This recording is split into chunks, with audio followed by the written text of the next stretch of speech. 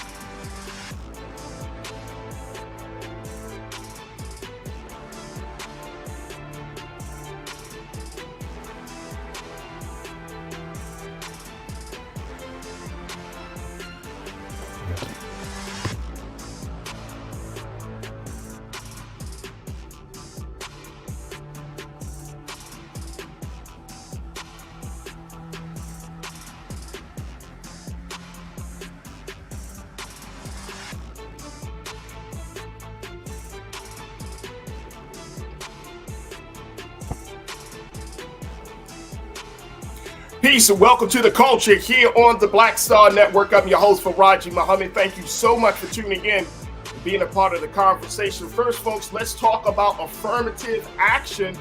We're going to talk about what one state in the state of Arkansas, how they're looking to ban the practice and what it means for the next generation and for marginalized communities. We'll have that conversation. Also, I'm going to check in with our online culture crew member, Karen Connor, to talk to us about understanding your personal finances and personal insurance, and why that is so important. We'll have that conversation. And then, of course, in the next hour, we got a whole lot of good stuff for you at the 4 o'clock hour. So, folks, make sure y'all stay tuned. We got a lot to get to. We want to hear your thoughts, of course, and stay with us. We got a lot to cover here on the culture, right here on the Black Star Network. Let's go.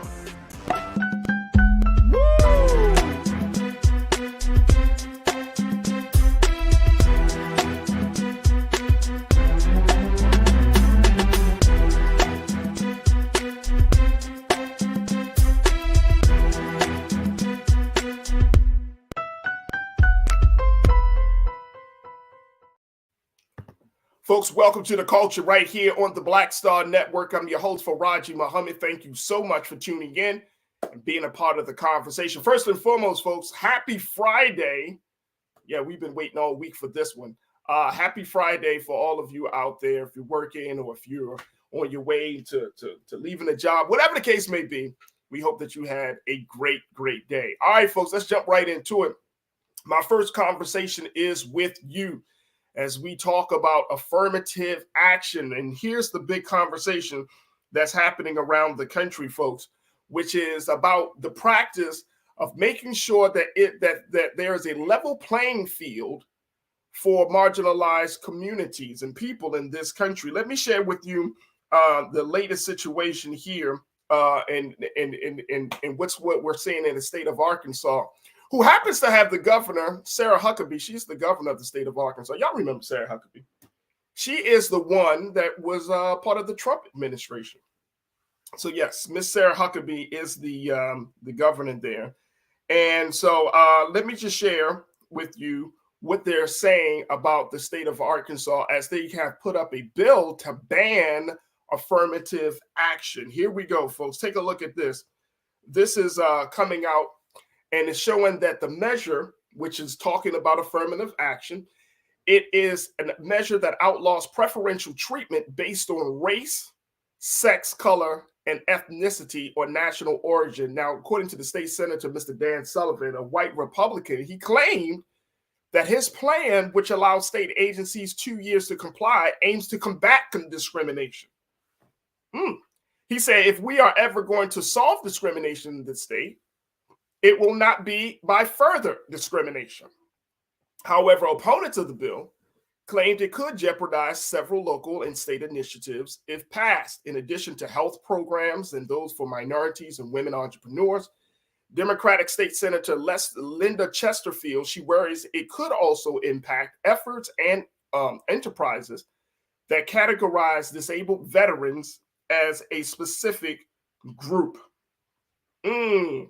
Also, she said the ramifications of this bill are great, especially for ethnic minorities, for women, and for disabled veterans. According to the Associated Press, she said, because you're saying, in essence, there cannot be programs that address the specific needs of those individuals.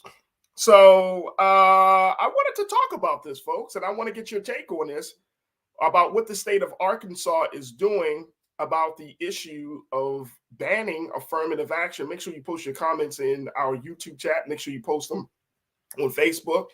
And let's talk about this for a few moments, about this. And the question that I have for everybody is that, do you think this is a good piece of policy? Should affirmative action, and I'm saying in 2023, should there be a banning of affirmative action? Or do you think that folks need to pull up their bootstraps and work their way to some sort of top?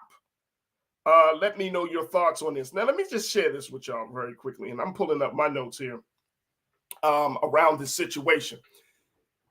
The fact is, affirmative action came out of a yearning that people were being discriminated against, which is interesting that this state senator is saying that. He said you can't solve discrimination with discrimination.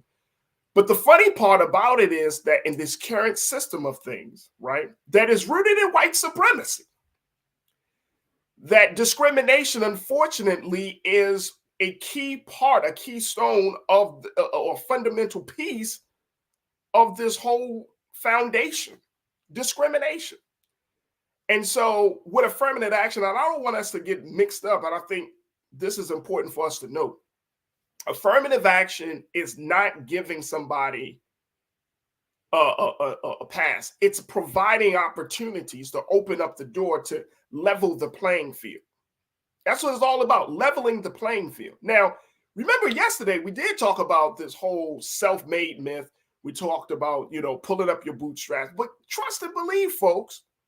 Trust and believe. Those in power in this country did not everybody in power didn't pull up their bootstraps and they just applied their personal grit. They didn't do that. They had privilege. They had networks. They had people who opened the door for them. And what affirmative action is saying is, well, what about these marginalized communities? What about Black people? What about Latinos? What about Native Americans? What about women?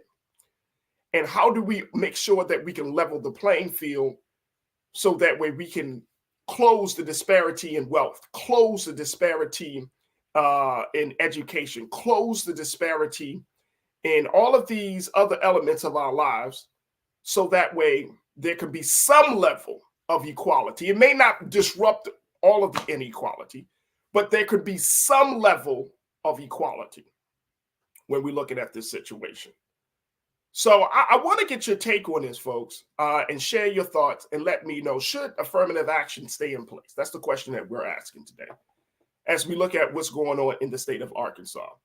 Now, I want us to keep this in mind, that the United States Supreme Court is actually deciding a couple of cases that could end affirmative action programs that consider race in college admissions.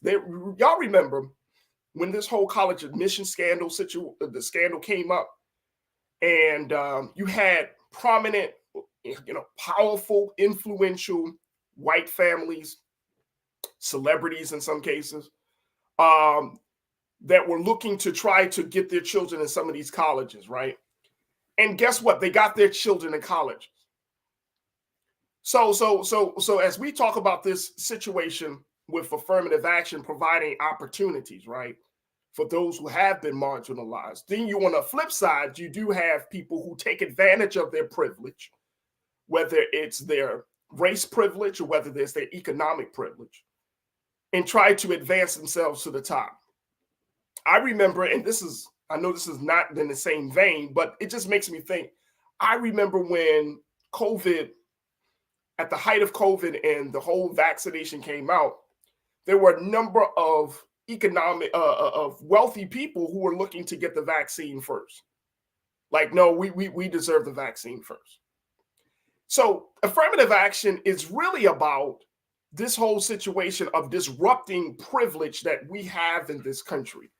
To some degree, it again, it's not going to be foolproof. It matters, but it's about how do you level the playing field for those who aren't afforded certain opportunities, giving them an opportunity. And is that bad? I mean, honestly, is that bad? Because we know, according to our experience as being Black people in this country, we know we kind of starting off the race, quote unquote, with a couple of strikes against us, whether it's your background, your socioeconomic origin, whether it's your race. We're starting off we're starting off with a couple of strikes against us. All right, so I want to hear from you. Post your comments. Should affirmative action stay in place?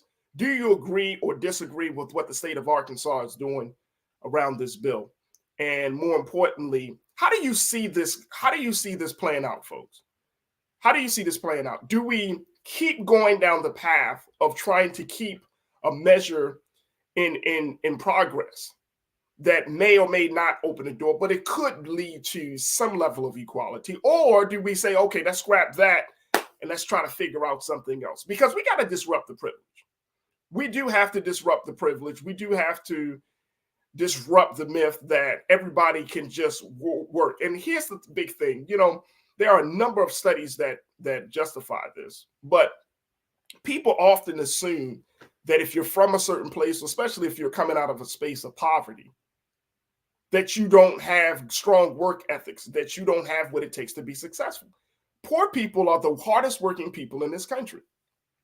Poor people who work 2-3 jobs to try to make ends meet, keep things going, keep the lights on, keep a roof over their head, keep food in the refrigerator, are the hardest working people in this country. Poor people. People below poverty line. Nobody's just all around, just sitting around waiting for a check, right? And we got to keep that in mind. Now, if a child, a Black child, Latino child, or a Native American child, or even an Asian, or even an Asian child comes out of a poor condition, poor household, does that mean that they should not be afforded the opportunity to go to certain schools or they not have the opportunity to work in certain places. I mean, does America not owe that to the groups of people who have bared the brunt of racism, bear the brunt of sexism, bear the brunt of all of the discrimination? Isn't this the right course to take? Let's go to Janelle. Janelle, thank you so much for checking in, kicking us off, and then we're going to take Janelle, and then we're going to take a quick pause. But Janelle, you said, hey, everyone, good afternoon. Ignoring the way this country was established doesn't make it go away. But the Republicans are moving full speed ahead to push the agenda on all fronts. Absolutely. Absolutely. Full speed ahead. And it's problematic. It's problematic, Janelle. And more importantly, not only is it problematic, it's what is actually adding to the decline of this country. I don't understand it with all of these signs and all of the handwriting on the wall in this country, Janelle, that we're still in a space where we're like, well, we're going to just keep the program as it is, keep the agenda moving. Let's hold on to old ideas. Let's hold on to old ways of doing things. Let's hold on to all of this old stuff, because guess what? This is the American way.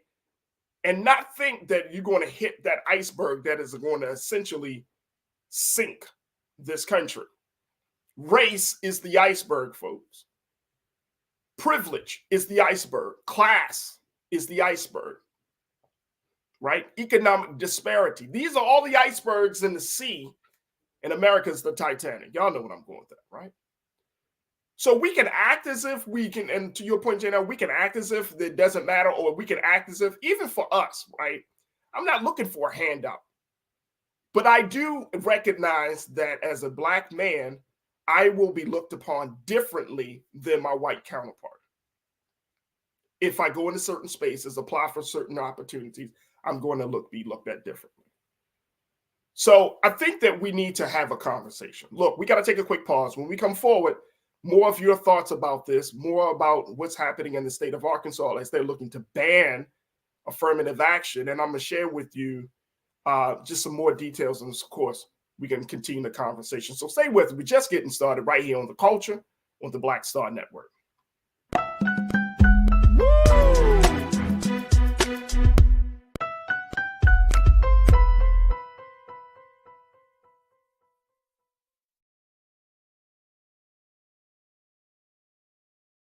Hatred on the streets, a horrific scene, a white nationalist rally that descended into deadly violence. White people are losing their damn minds. An angry pro-Trump mob storms the U.S. Capitol. We're about to see the rise of what I call white minority resistance. We have seen white folks in this country who simply cannot tolerate Black folks voting. I think what we're seeing is the inevitable result of violent denial. This is part of American history. Every time that people of color have made progress, whether real or symbolic, there has been what Carol Anderson at Emory University calls white rage as a backlash. This is the rise of the Proud Boys and the Boogaloo Boys. America, there's going to be more of this. Here's all the Proud Boys, guys. This country is getting increasingly racist in its behaviors and its attitudes because of the fear of white people. The fear that they're taking our jobs, they're taking our resources, they're taking our women. This is white fear.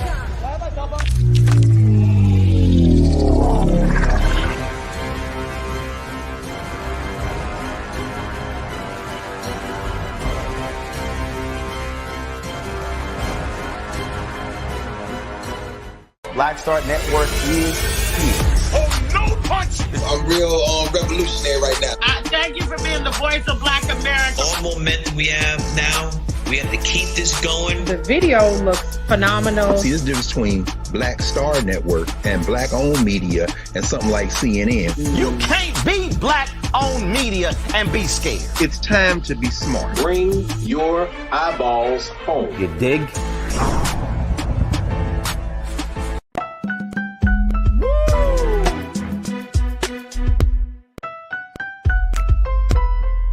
Folks, Black Star Network is here. Oh, no punches! I'm real revolutionary right now. Support this man, Black media. He makes sure that our stories are told. Thank you for being the voice of Black America, Roland. Stay Black. I love y'all. All momentum momentum we have now, we have to keep this going. The video looks phenomenal. See, there's a difference between Black Star Network and black-owned media and something like CNN. You can't be black-owned media and be scared. It's time to be smart. Bring your eyeballs home. You dig? Pull up a chair. Take your seat. The Black Tape. With me, Dr. Greg Carr, here on the Black Star Network. Every week, we'll take a deeper dive into the world we're living in. Join the conversation only on the Black Star Network. Hi, I'm Dr. Jackie Hood Martin, and I have a question for you. Ever feel as if your life is teetering and the weight and pressure of the world is consistently on your shoulders? Well, let me tell you, living a balanced life isn't easy. Join me each Tuesday on Black Star Network for A Balanced Life with Dr. Jackie. We're all impacted by the culture, whether we know it or not. From politics to music and entertainment, it's a huge part of our lives, and we're going to talk about it every day right here on The Culture with me, Farajii Muhammad, only on the Black Star Network. Hatred on the streets, a horrific scene, a white nationalist rally that descended into deadly violence. White people are losing their damn minds. An angry pro-Trump mob storms the U.S. Capitol. We're about to see the rise of what I call white minority resistance. We have seen white folks in this country who simply cannot tolerate black folks voting. I think what we're seeing is the inevitable result of violent denial. This is part of American history. Every time that people of color have made progress, whether real or symbolic, there has been what Carol Anderson at Emory University calls white rage as a backlash. This is the rise of the Proud Boys and the Boogaloo Boys. America, there's going to be more of this. Here's all the Proud Boys, guys. This country is getting increasingly racist in its behaviors and its attitudes because of the fear of white people. The fear that they're taking our jobs, they're taking our resources, they're taking our women. This is white fear.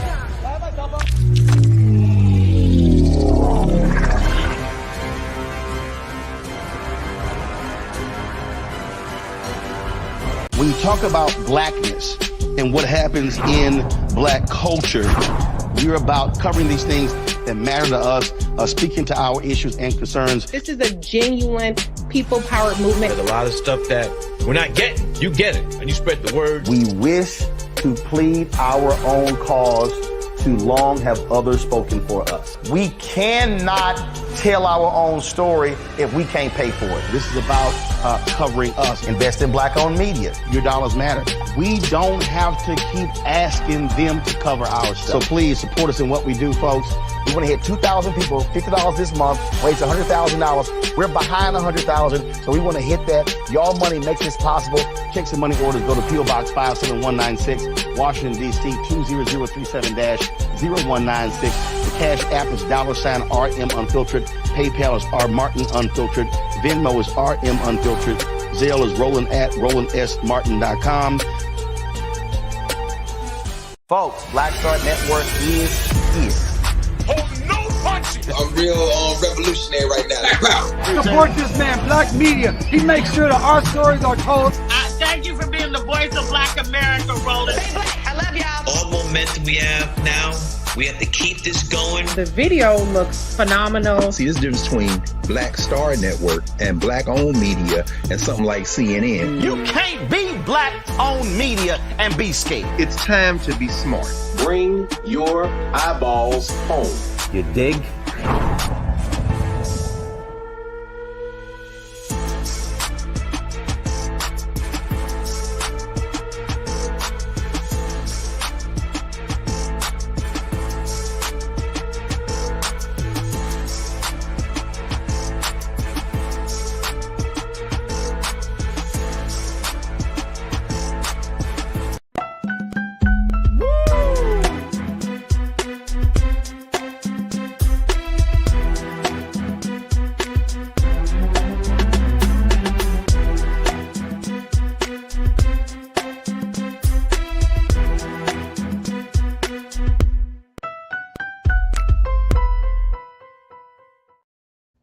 All right, folks, welcome back to The Culture here on the Black Star Network. We've been talking about affirmative action, and more importantly, should affirmative action stay in place? Because in the state of Arkansas, they're looking to ban affirmative action because, as one state senator said, you can't fight discrimination with discrimination. But is affirmative action really about discrimination?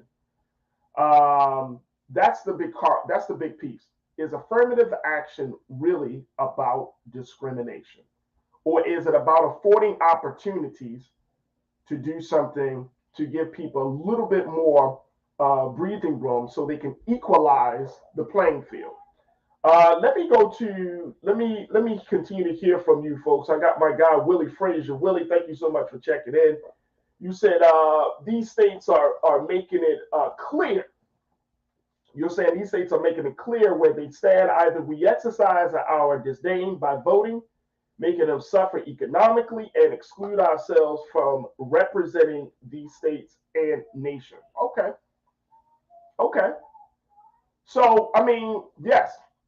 And this is the thing, and I know the Democrats don't want to use this language because then it connotates something really, really crazy. It takes folks into a different mindset. But I'm going to use the language that there is a very, very major war that is upon us. And this is not a war of guns. This is a war of ideas, a war of ideals, right? So you have ideas and ideals. This is a war, you know, President Biden has put it out there talking about, quote unquote, the attack on democracy. But this is the type of war where you're looking at the attack on one's civil rights. We're looking at one's you know, a war where this is a moment where, and I'm with you right now, Willie, when you say you got to understand the seriousness of the moment. This requires us to become active participants, active citizens. So this is not just something of like, oh, okay. And I know some black folks have often said, oh, I don't need affirmative action. I can just pull up my own bootstraps. But that's not the case. Because how many times have we all been in a situation where we have done our best, we have met the requirements, and then the goalpost is moved? Right? How many times? How long do you give America an opportunity to do the right thing without forcing her hand? How long do you do that? So this is that type of war. So we're going to keep our eyes on this thing. There's a poll that we're running right now on our YouTube chat. And if you're on YouTube, big shout out to all the crew on YouTube. But the poll says, we're asking, should affirmative action stay in place? Let me show you right now. At this point, votes are still coming in. 88% of you said yes, affirmative action should still stay in place. 12% say no. Because we understand, and this is a part of America finally coming to realize and coming to grips with the reality that you have systemically put communities in the back. And as a result of that, we have not been afforded the opportunities. We have not been able to make the type of progress and gains that we've been wanting to make. So America owes us opportunities. You put us in a disenfranchised position, and then you expect us to get out of that disenfranchised position with this narrative that we should pull up our own bootstraps. But you shouldn't have put us in the disenfranchised position in the beginning. And then when some of us do make it out of the disenfranchised position, right, they pull up their bootstraps, you add additional obstacles. Yeah, that's what we're looking at in America. So we will see. We will see how this whole situation will play out. Look, we got to take another pause. When we come forward, let's talk about understanding understanding personal insurance. We're going to check in with Culture crew member Karen Connor, and we want to hear from her as she is an expert in the field of insurance and giving us some insights. So stay with us. It's all happening on today's edition of The Culture here on the Black Star Network. We'll be right back.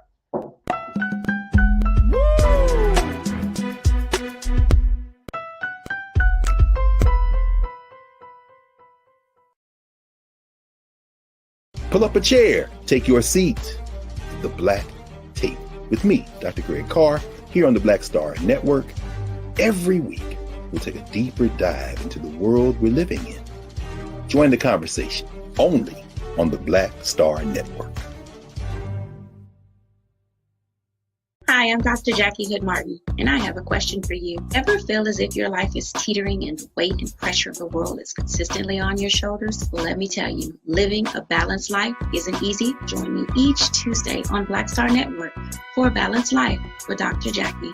We'll laugh together, cry together, pull ourselves together, and cheer each other on. So join me for new shows each Tuesday on Black Star Network, A Balanced Life with Dr. Jackie.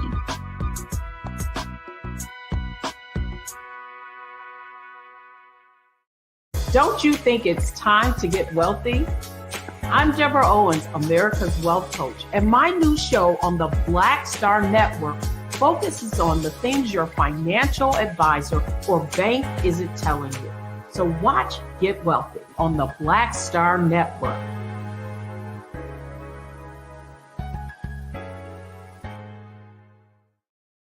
When you talk about blackness and what happens in black culture, we're about covering these things that matter to us, speaking to our issues and concerns. This is a genuine people-powered movement. There's a lot of stuff that we're not getting. You get it, and you spread the word. We wish to plead our own cause. Too long have others spoken for us. We cannot tell our own story if we can't pay for it. This is about covering us. Invest in black-owned media. Your dollars matter. We don't have to keep asking them to cover our stuff. So please support us in what we do, folks. We want to hit 2,000 people, $50 this month, raise $100,000. We're behind 100,000, so we want to hit that. Y'all money makes this possible. Checks and money orders go to P.O. Box 57196, Washington, D.C. 20037-0196. The Cash App is $RM Unfiltered. PayPal is R Martin Unfiltered. Venmo is RM Unfiltered. Zelle is Roland@RolandSMartin.com. Hatred on the streets, a horrific scene, a white nationalist rally that descended into deadly violence. White people are losing their damn minds. As an angry pro-Trump mob storms the U.S. Capitol, we're about to see the rise of what I call white minority resistance. We have seen white folks in this country who simply cannot tolerate black folks voting. I think what we're seeing is the inevitable result of violent denial. This is part of American history. Every time that people of color have made progress, whether real or symbolic, there has been what Carol Anderson at Emory University calls white rage as a backlash. This is the rise of the Proud Boys and the Boogaloo Boys. America, there's going to be more of this. Here's all the Proud Boys, guys. This country is getting increasingly racist in its behaviors and its attitudes because of the fear of white people. The fear that they're taking our jobs, they're taking our resources, they're taking our women. This is white fear.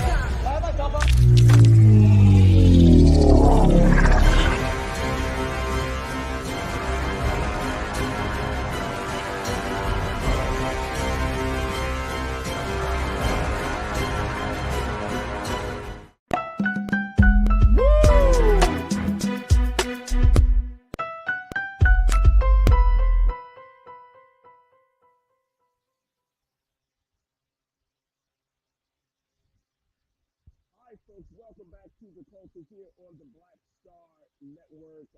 Thank you so much. Taking a look at it,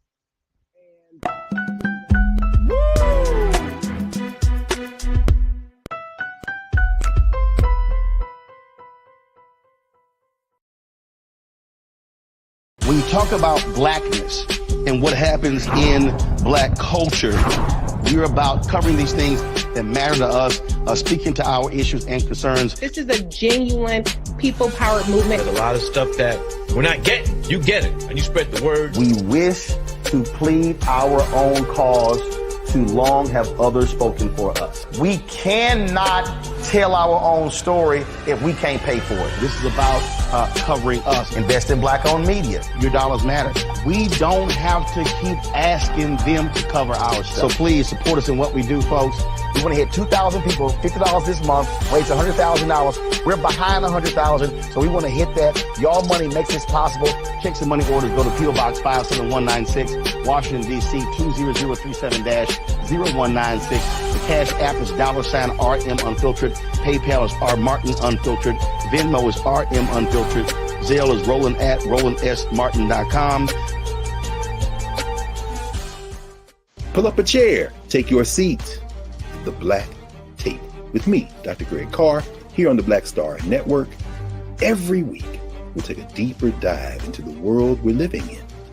Join the conversation only on the Black Star Network.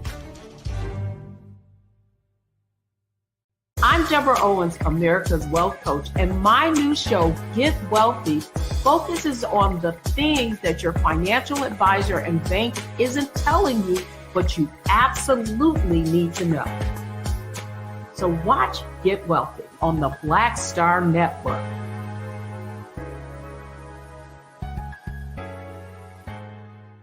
Hatred on the streets, a horrific scene, a white nationalist rally that descended into deadly violence. White people are losing their damn minds.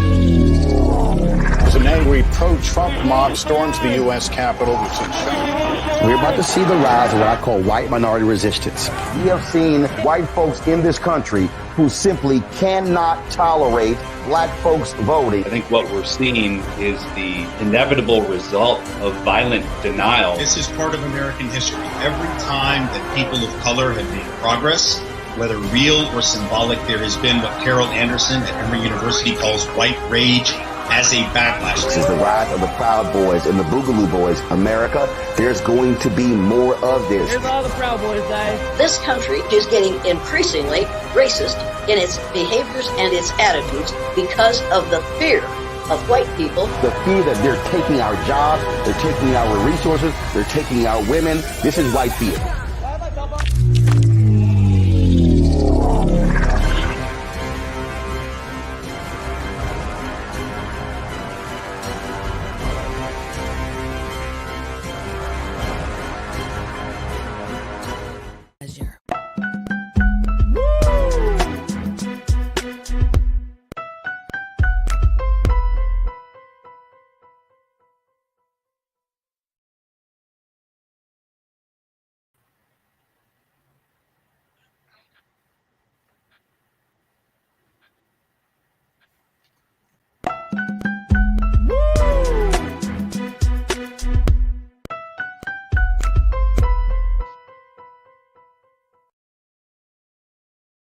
Pull up a chair. Take your seat.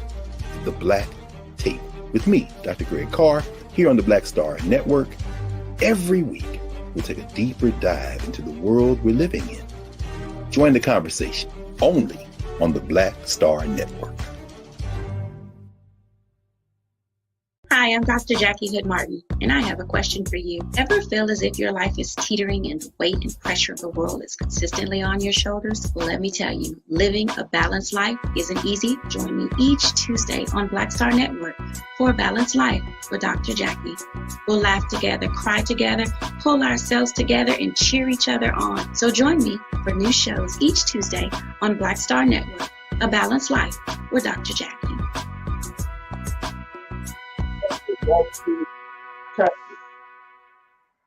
Don't you think it's time to get wealthy?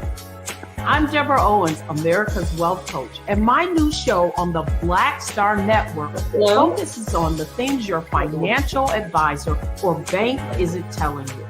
So watch Get Wealthy on the Black Star Network. Hello, can you hear me? When you talk about blackness and what happens in black culture, we're about covering these things that matter to us, speaking to our issues and concerns. This is a genuine people-powered movement. There's a lot of stuff that we're not getting. You get it, and you spread the word. We wish to plead our own cause. Too long have others spoken for us. We cannot tell our own story if we can't pay for it. This is about covering us. Invest in black-owned media. Your dollars matter. We don't have to keep asking them to cover our stuff. So please support us in what we do, folks. We want to hit 2,000 people, $50 this month, raise $100,000. We're behind 100,000, so we want to hit that. Your money makes this possible. Checks and money orders go to P.O. Box 57196, Washington, D.C. 20037-0196. The Cash App is $RM Unfiltered. PayPal is R Martin Unfiltered. Venmo is RM Unfiltered. Zelle is Roland at RolandSMartin.com. Hatred on the streets, a horrific scene, a white nationalist rally that descended into deadly violence. White people are losing their damn minds. As an angry pro-Trump mob storms the U.S. Capitol, we're about to see the rise of what I call white minority resistance. We have seen white folks in this country who simply cannot tolerate black folks voting. I think what we're seeing is the inevitable result of violent denial. This is part of American history. Every time that people of color have made progress, whether real or symbolic, there has been what Carol Anderson at Emory University calls white rage as a backlash. This is the rise of the Proud Boys and the Boogaloo Boys. America, there's going to be more of this. Here's all the Proud Boys, guys. This country is getting increasingly racist in its behaviors and its attitudes because of the fear of white people. The fear that they're taking our jobs, they're taking our resources, they're taking our women. This is white fear.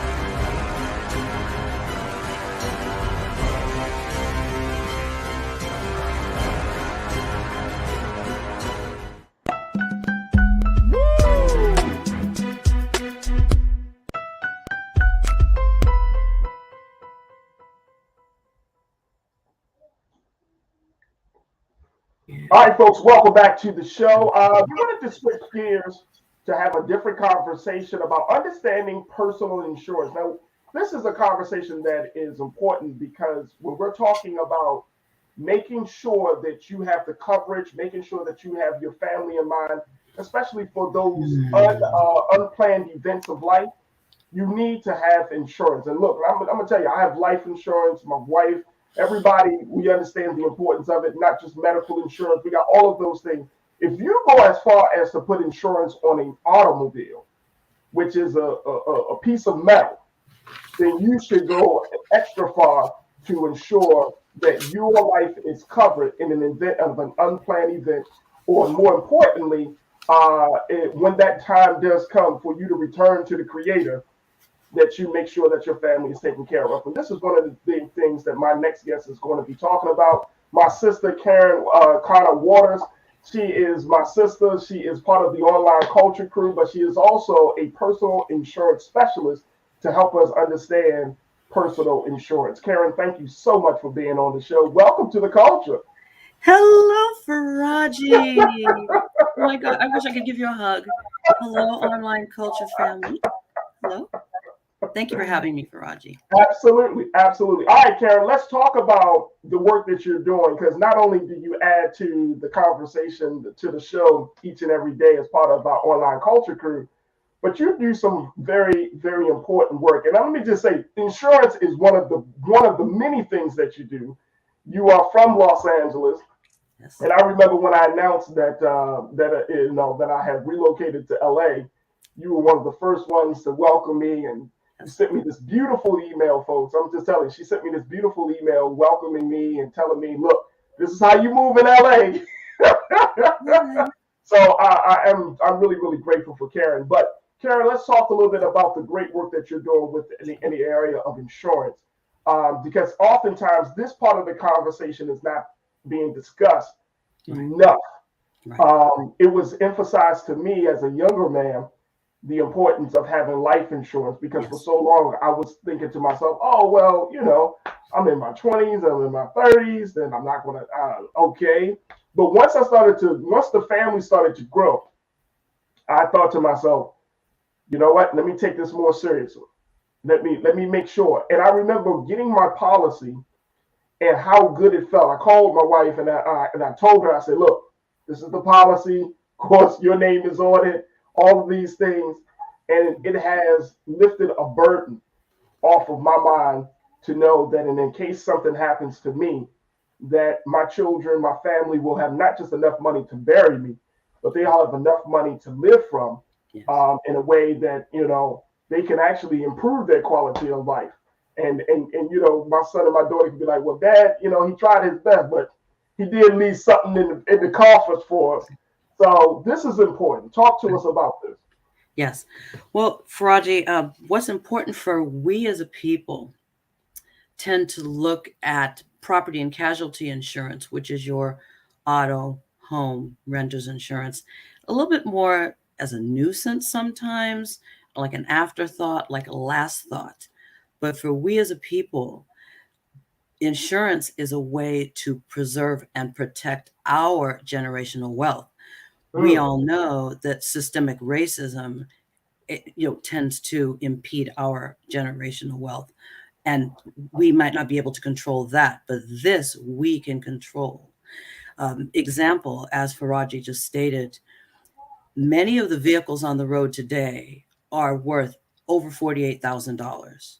Here in Los Angeles and some of our other major cities, vehicles are in excess of $100,000 and $150,000, and sometimes $200,000, $1 million. If you are involved in a catastrophic accident and you are determined to be at fault and there's a judgment against you and you are uninsured or underinsured, your wages could be garnished and your future earnings for the rest of your life. Wow. And that also includes things like lottery winnings or, if you gambling winnings as well. So some things to keep in mind about this are, if you see a sign on the road that says insurance for $79.99, keep moving, because that is the worst thing that you can do.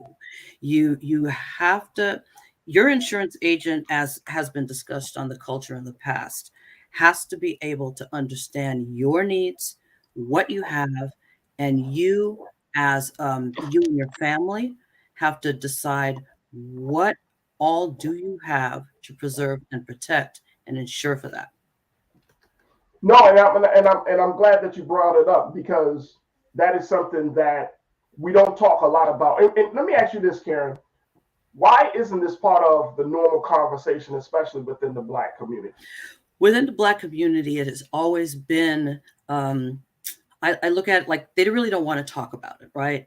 I mean, I've been in the insurance business for 35 years and blessed and fortunate to be able to specialize, over the majority of that time for the globally famous client. But I didn't forget where I came from, and I try to give back to my community, even my own family, as much as possible.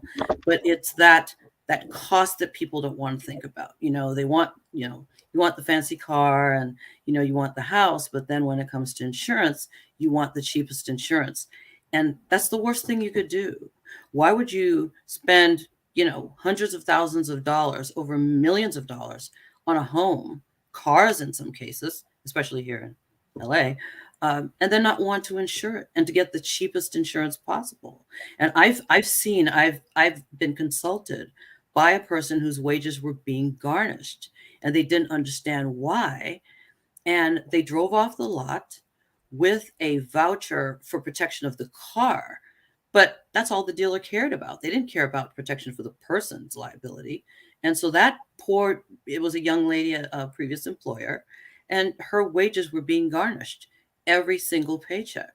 So to preserve and protect, the decision has to change. Your payment, whatever you purchase, whether it's a vehicle, a house, or you're renting your home, your payment plus your insurance equal the payment. So if you have a car payment of $500 and your insurance payment is $300, your car payment is $800. So the decision has to start in the planning stages of what can I afford realistically. Forget about keeping up with the Joneses. The Joneses aren't going to pay for it. You are. So it's important to be realistic and with homeowners insurance, it's your mortgage payment plus your home insurance plus your property taxes. With renter's insurance, it's your rent plus your renter's insurance. So and I'm glad that you kind of broke down for us the various types of insurance. My thinking is, and as I'm talking, as I'm listening to you, I feel like there are so many young black folks, especially there, that have this attitude, this mindset, which I really want to kill, around this idea that, hey, I don't need this to think long term because I'm in my 20s, I'm in my 30s, I don't need to think about this stuff, right? And I will say that as a maturing means that I'm still getting there. So as a maturing brother, that it pains me to see that when one of our young people die, or when they're involved in a serious situation, we saw GoFundMe. Yes, and that's the problem with that. We go on social media and we're asking the community, the network, hey, we are here to so such and such. Right, and as you know, when you purchase, especially like a life insurance policy, there is a rider for children. My children are all adults now, but at the time, I had a rider on my policy for each of my children, and it was $25,000. I had $25,000 per child, and that allowed to pay for their burial. And it's so inexpensive for a young couple like you and Nira and your children. It's a nominal cost to preserve and to protect, to avoid car washes and GoFundMes, which are really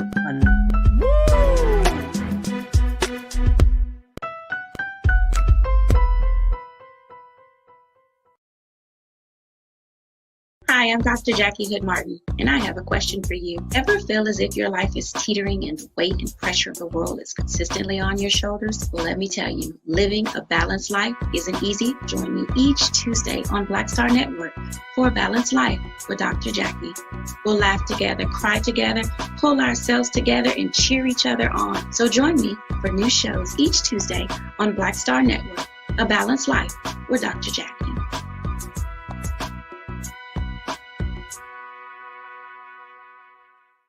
When you talk about blackness and what happens in black culture, we're about covering these things that matter to us, speaking to our issues and concerns. This is a genuine people-powered movement. There's a lot of stuff that we're not getting. You get it, and you spread the word. We wish to plead our own cause.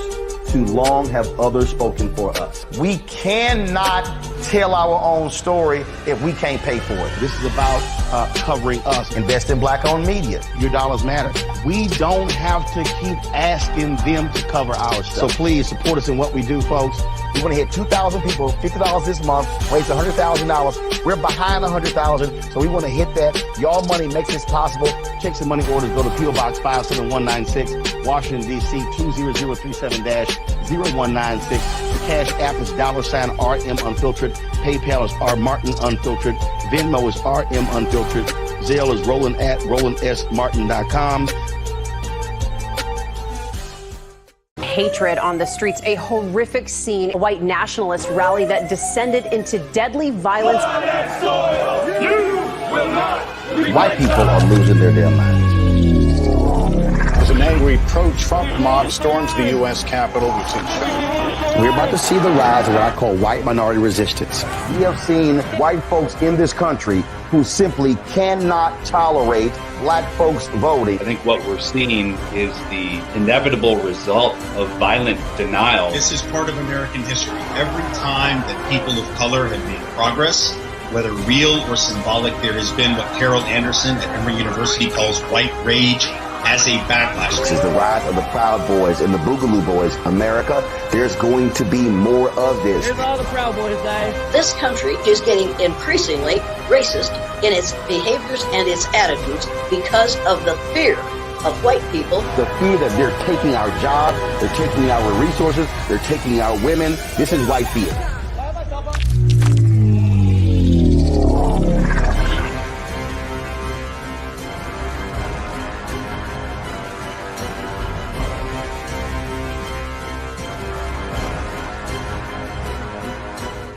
Pull up a chair, take your seat.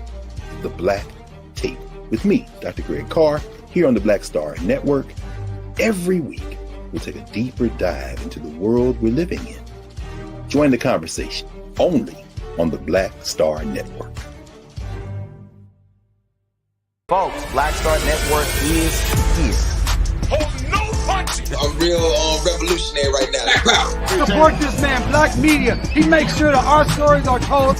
Thank you for being the voice of Black America, Roland. Stay black. I love y'all. All momentum we have now, we have to keep this going. The video looks phenomenal. See, this difference between Black Star Network and Black-owned media and something like CNN. You can't be Black-owned media and be scared. It's time to be smart. Bring your eyeballs home. You dig? Pull up a chair. Take your seat. The Black Tape with me, Dr. Greg Carr, here on the Black Star Network. Every week, we'll take a deeper dive into the world we're living in. Join the conversation only on the Black Star Network.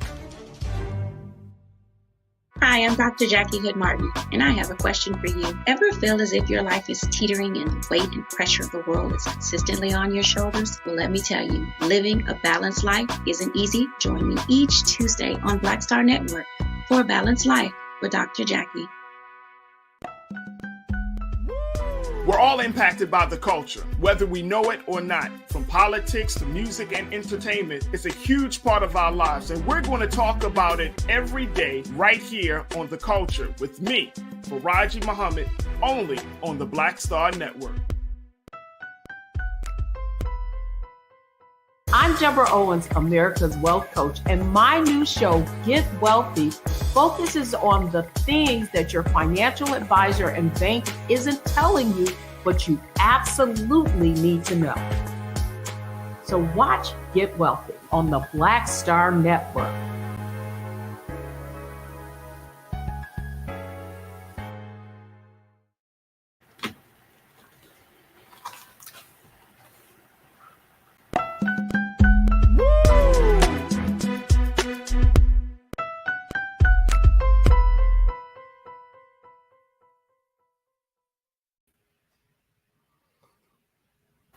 All right, folks, welcome back to The Culture here on the Black Star Network. Boy, oh boy, first and foremost, Karen, I want to bring you back into the frame. Oh my gosh, Karen, I need some personal insurance on my cat.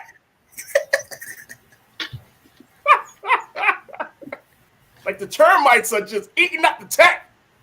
Well, to give you an idea, my daughter and son-in-law went to purchase a home. And they got before their insurance agent, and he thought they were agents because of how I trained them. Wow.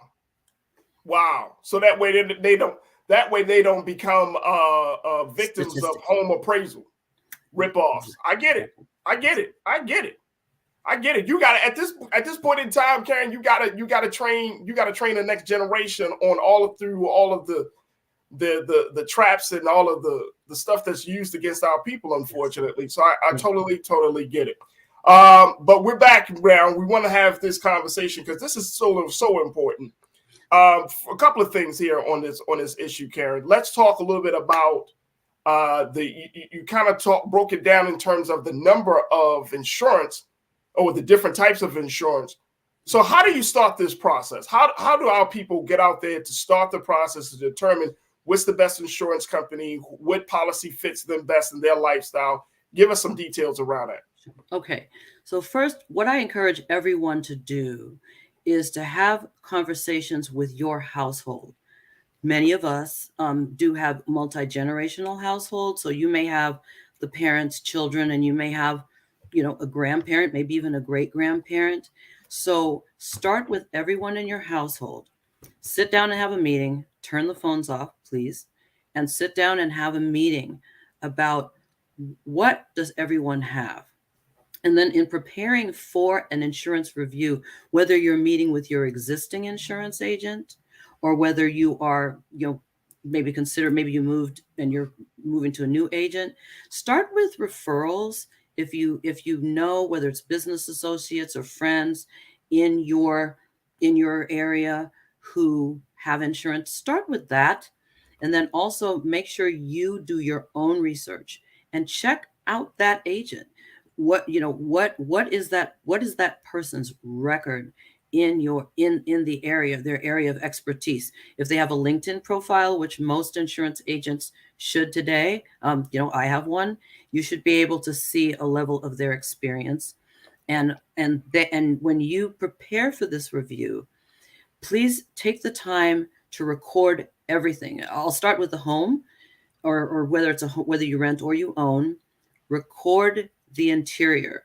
Maybe the day after you clean or you have a cleaning lady, please take videos of everything, and please include the drawers, because especially for those of us who are the cooks, you look at your kitchen utensils alone. One of those utensils could cost $20. If you have maybe 50 different gadgets and gizmos around your kitchen, take all that into consideration. Ladies, the lingerie drawer. For we as a community, our hair, we glam up and accessorize our hair with our wardrobes oftentimes. So someone could have $10,000 worth of wigs. And so whatever it is, and your garage for all the gentlemen who have the gardening tools, if you have your sports equipment, your Christmas, if you have an artificial Christmas tree and all of your Christmas decorations, that's your garage. Your backyard. We tend to barbecue, right? I alone, I have 4 grills and 2 smokers, and you start adding all of that up. So you do an inventory and you record everything and save it to your cloud, and save to a flash drive.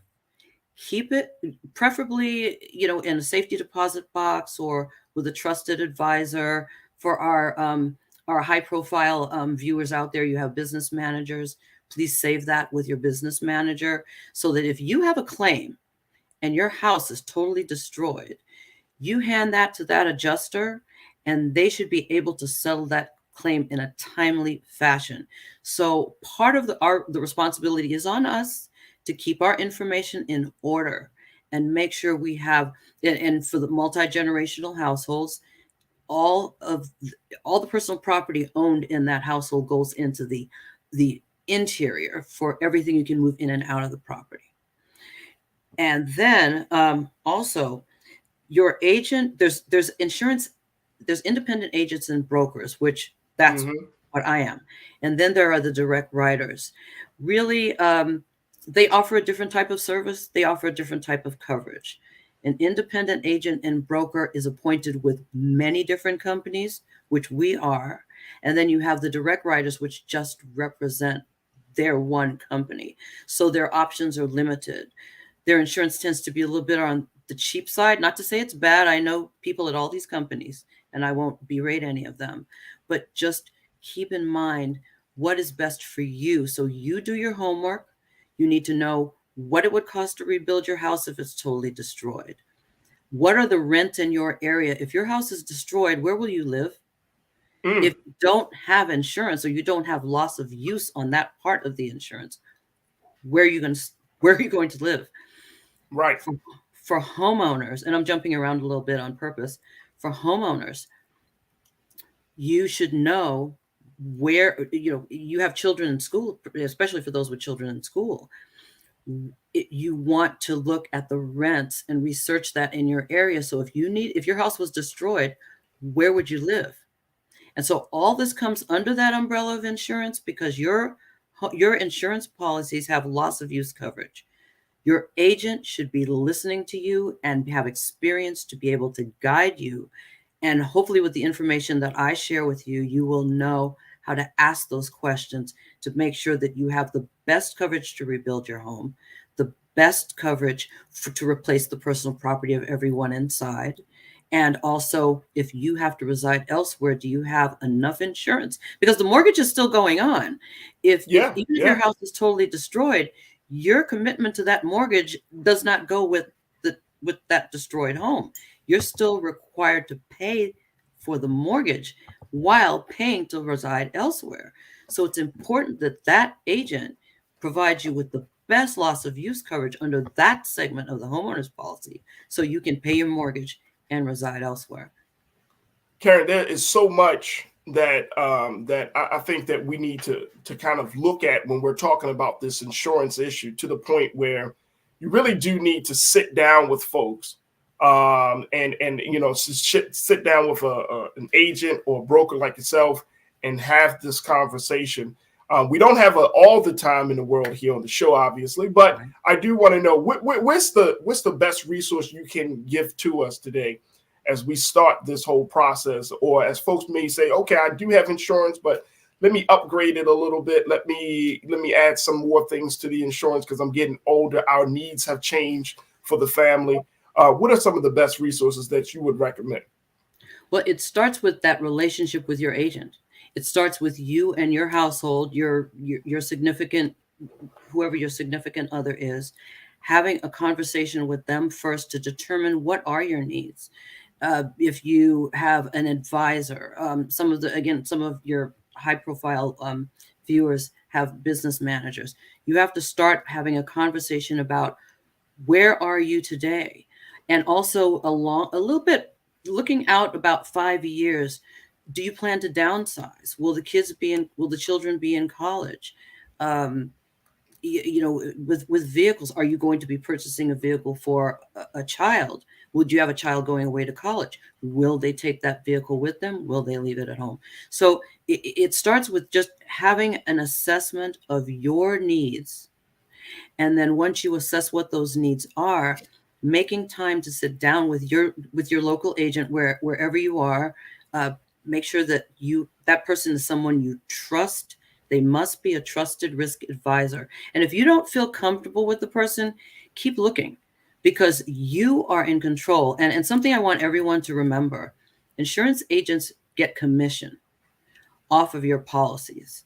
So they owe you service. So it's their responsibility. You know, this is a huge country. So there are insurance agents in every single neighborhood, in every single city. So, you know, if you're in Los Angeles, you know how large it is here, as well as in places like Georgia and New York. Right. You have so many options. So you start by looking, you can start by looking online in your local areas. I also have, I provided Farajii with my LinkedIn contact information, and you can also private message me on Instagram, and also on my business email as well. And we can see if we can be of assistance. There it is right there. Karen Connors Waters, I want to thank you so much for your time. Thank you for your tremendous support that you've been giving to us here on the Culture and the Black Star Network. And, you know, we look forward to having other conversations with you, because you do a host of other things in LA and around the country. So, you know, trust and believe your voice will certainly continue to be a part of this discussion. But thank you so much for giving us an understanding of our personal insurance and how to navigate through that very, very crazy space. Thank you, Karen. We appreciate it. Thank you. Have a great weekend, everyone. Bye-bye. You too. All right, folks, we got to take a quick pause. When we come forward, we're going to chat with another online culture crew member, my sister Corinna Denise, as we talk to Kimberly Morrow, who is a parenting and education specialist and expert, to talk about how do you have these important conversations about world affairs with your children.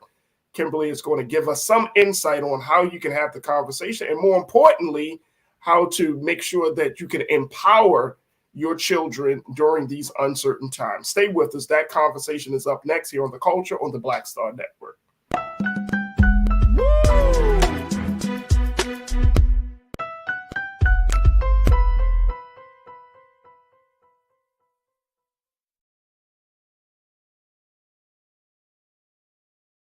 Hatred on the streets, a horrific scene, a white nationalist rally that descended into deadly violence. White people are losing their damn minds.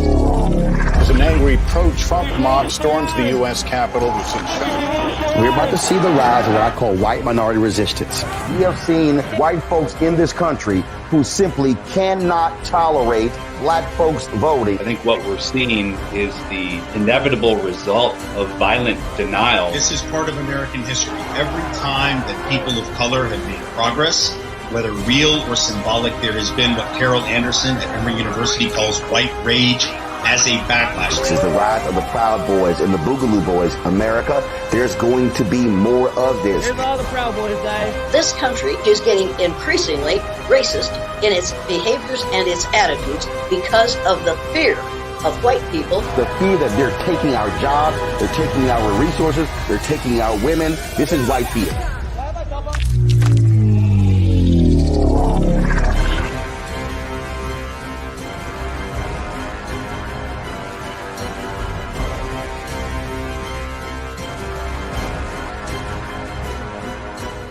Black Star Network is here. Oh, no punch! I'm real revolutionary right now. Thank you for being the voice of Black America. All momentum we have now, we have to keep this going. The video looks phenomenal. See, there's a difference between Black Star Network and black-owned media and something like CNN. You can't be black-owned media and be scared. It's time to be smart. Bring your eyeballs home. You dig?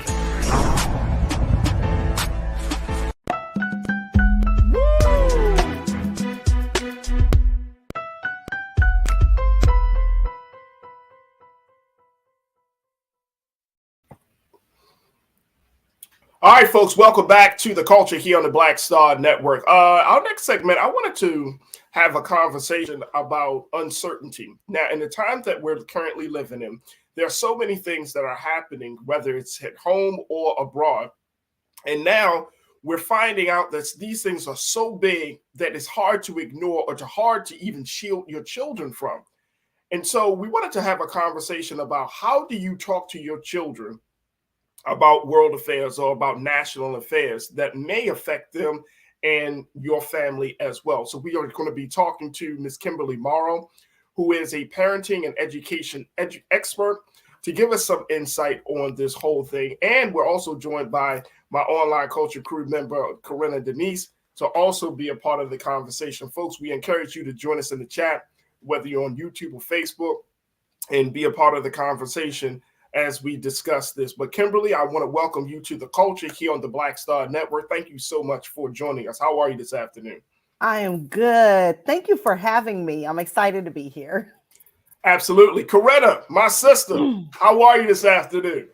Hey, happy Friday. Hey, Farajii. Hi, Miss Kimberly. Happy Friday. Hello. Happy Friday. Happy Friday. All right, so Kimberly, let's start off with you talking about the work that you're doing as a parenting expert, as an educational expert, because you know you've been in the classroom, you understand the dynamics of the educational system. My sister Corinna, she's also has that background as well, so this is perfect for the two of you to be on together.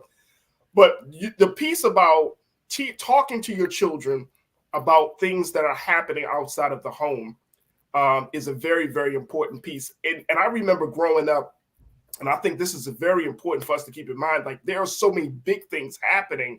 It's kind of hard to ignore, you know, whether you're talking about COVID. I know that has been a lot of discussion about, you know, how do you talk about COVID and the changes in classroom learning, to even social justice, police issues, police and the relationship between police and the Black community, especially if you have teenagers in a home.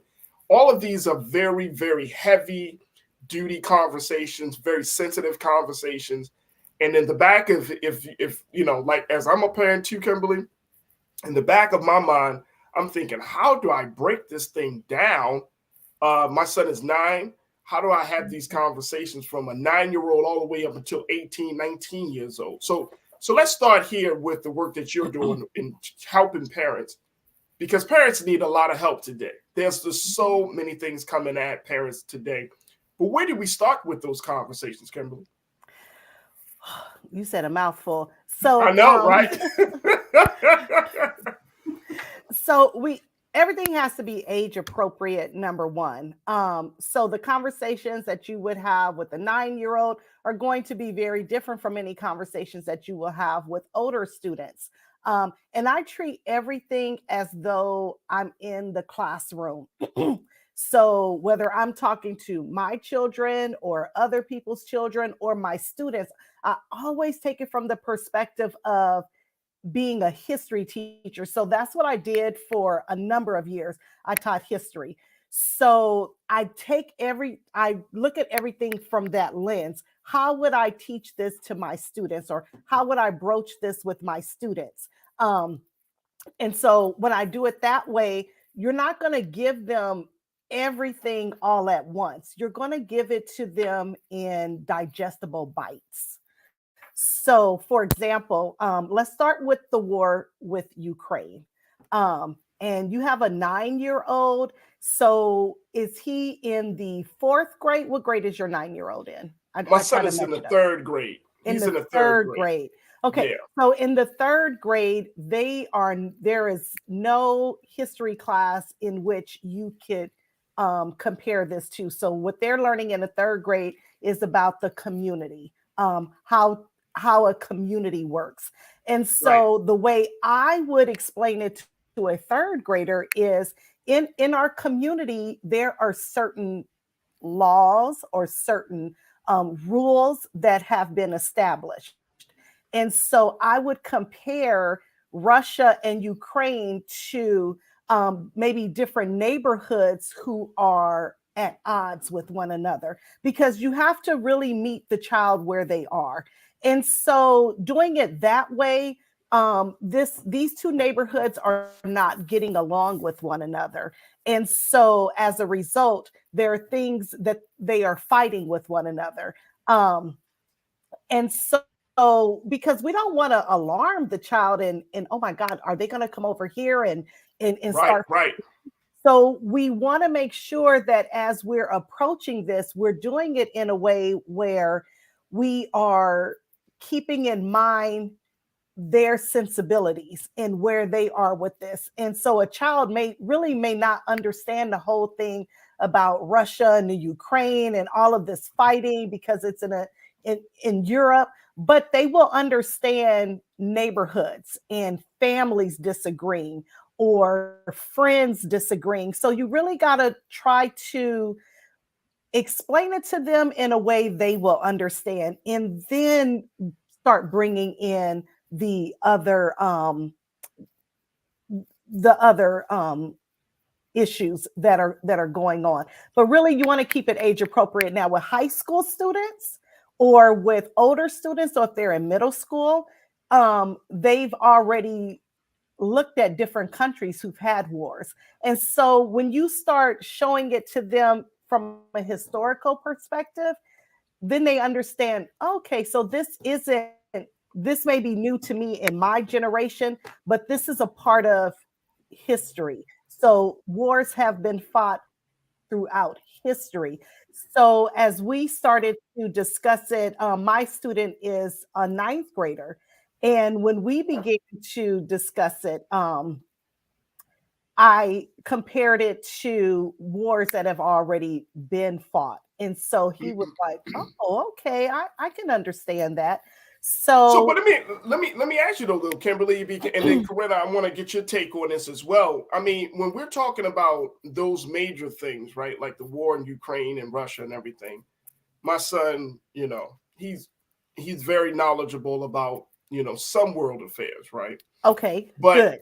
But what do you say to some folks who might be watching today or just in general who say, look, you know what, why put that on the child's mind? Like, for example, certain things I remember, and I always tell my son and my daughter's 3, but I always kind of tell them, don't rush your childhood. Don't rush to grow up so fast, wanting to know what's going on with adults. Trust and believe, God willing, you'll have more years. You basically really relish in these young years, because if you live a long life, and by the grace of God, you will have more years as an adult than you will as a child.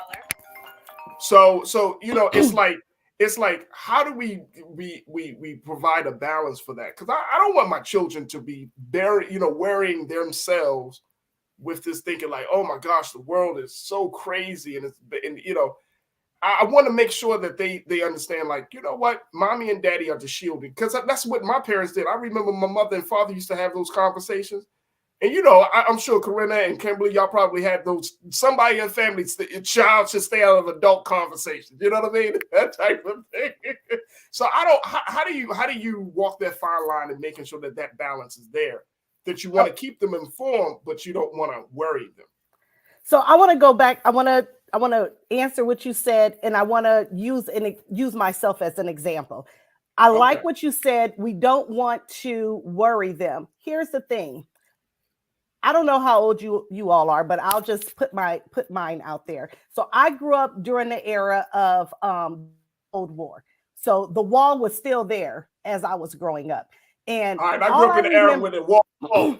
Okay, and so what I remember, my parents wanted to shield us as well, shield me. So we didn't have those conversations, but it doesn't mean I wasn't thinking about it. I went to bed every night praying that Russia doesn't drop a bomb on us. I internalized everything. And so I was always worried and anxious about it.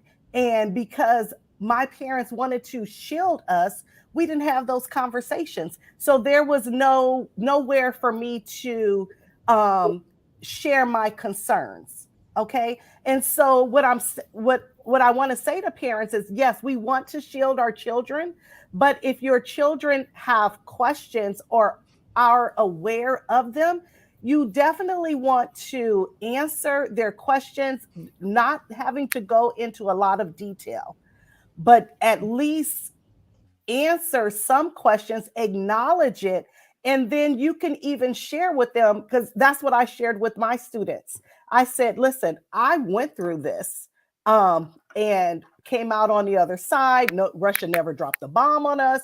But I wanted to acknowledge their fears because, yes, we do want to shield our children. But just because we're not talking about it, it doesn't mean they're not thinking about it. And I know I thought about it. I every night, when all this came on with Ukraine, that was the first thing that I remembered. Every night I prayed that Russia didn't, I think back then it was push the codes, right? Right. That they didn't hit those codes. And so every night, and I was little, I was probably in elementary school. And I remember that very well. So you definitely want to have some type of conversation and you can even share whatever experiences you remember as a child. So you came up when the wall had already been torn down. So maybe share some things that you remember during that time period. And so anything that will be relatable and then help them feel safe because, hey, we're here. We survived it. Absolutely. Right? Absolutely. We got to take a quick pause. When we come forward, Corinne, I want to get your take on this because you're working with young people, and I'm interested to hear what conversations they are having, and more importantly, what conversations they are having with their parents or their caregivers about what's going on in the world. Folks, we are talking to Ms. Kimberly Morrow, who is a parenting and education expert, to talk about how to have these very, very hard conversations with your children. Look, we'll continue the conversation on the other side. Stay with us. It's The Culture here on the Black Star Network.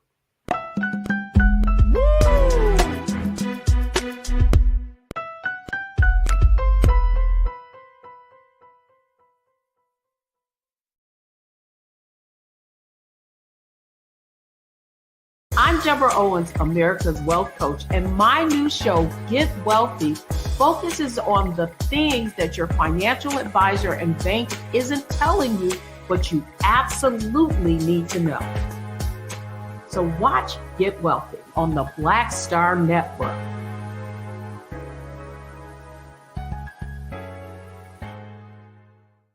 Black Star Network is here. Oh, no punch! I'm real revolutionary right now. Thank you for being the voice of Black America. All momentum we have now, we have to keep this going. The video looks phenomenal. See, there's a difference between Black Star Network and Black-owned media and something like CNN. You can't be Black-owned media and be scared. It's time to be smart. Bring your eyeballs home. You dig?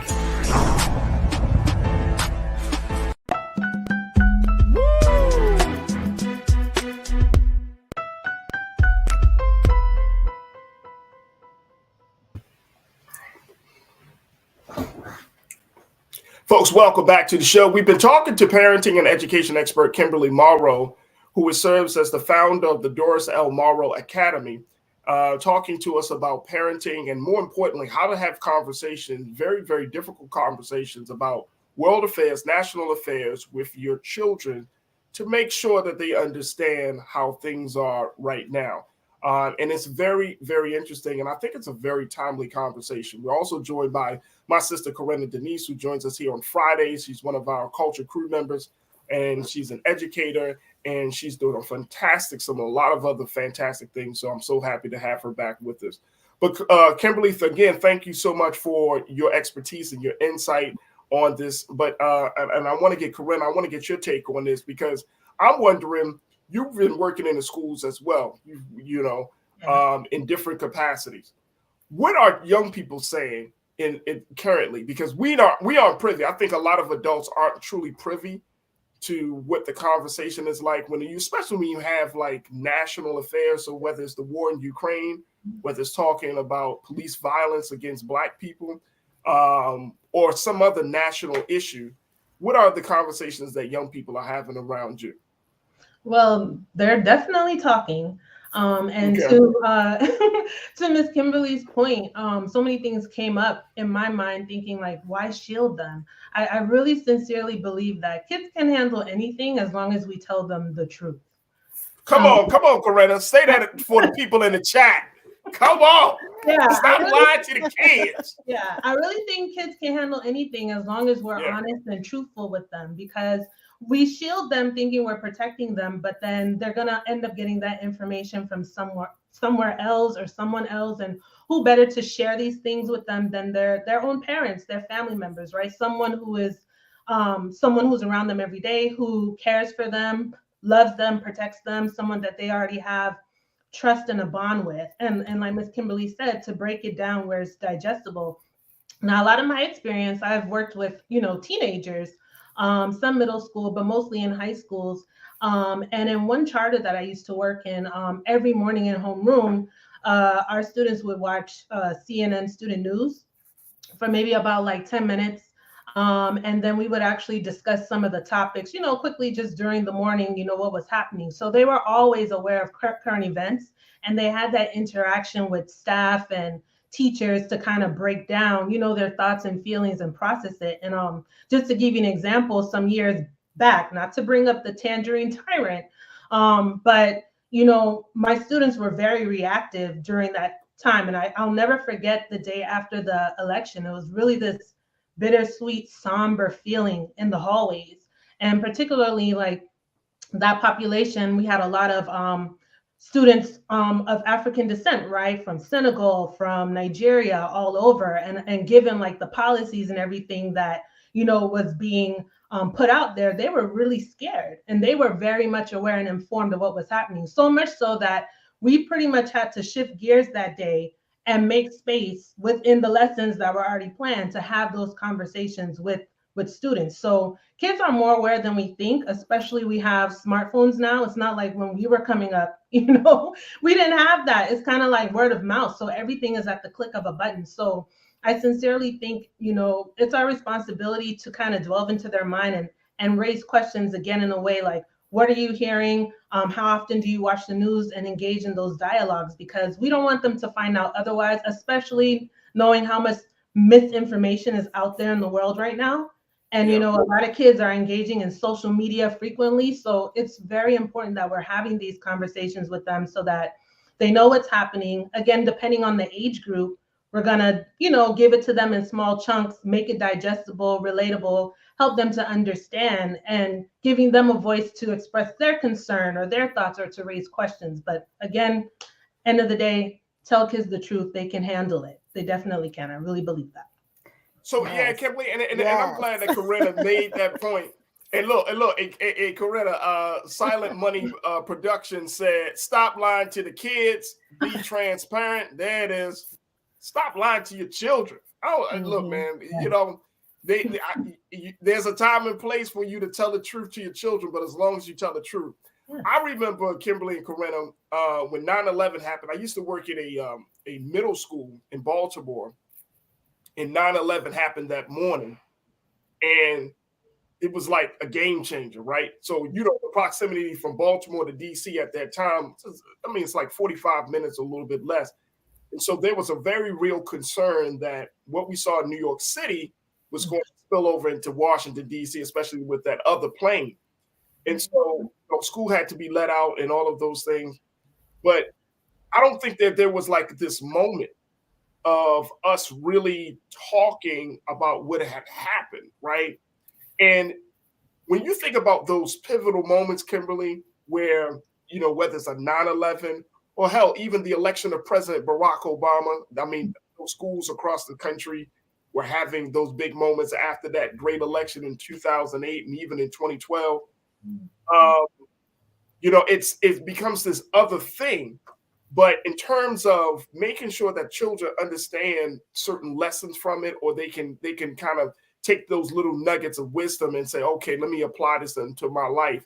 That's a different level of listening and engaging.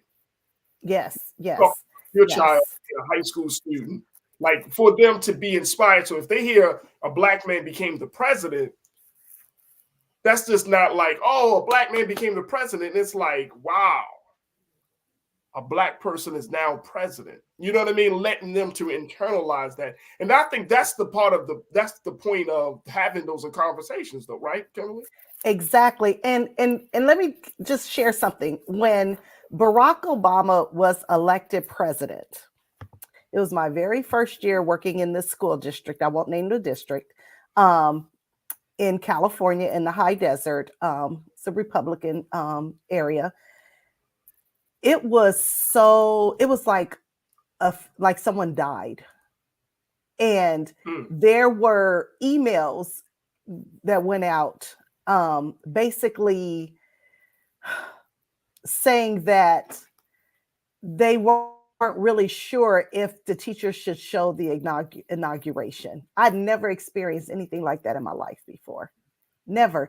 And so having parents be able to have conversations with their children about the importance of a Black president is very important, because there are many times where educators, for whatever reason, could be the school district, could be them themselves, are not having those conversations. And so that's why it's very important for us as parents, for us to be the truth tellers for our children, because we can believe that the schools are going to do it, but that's not always the case. And I remember when that email came out, and it was just strange, because at that point I had been teaching for over 10 years, and I never recall a time when we had to get permission or get approval to show the inauguration,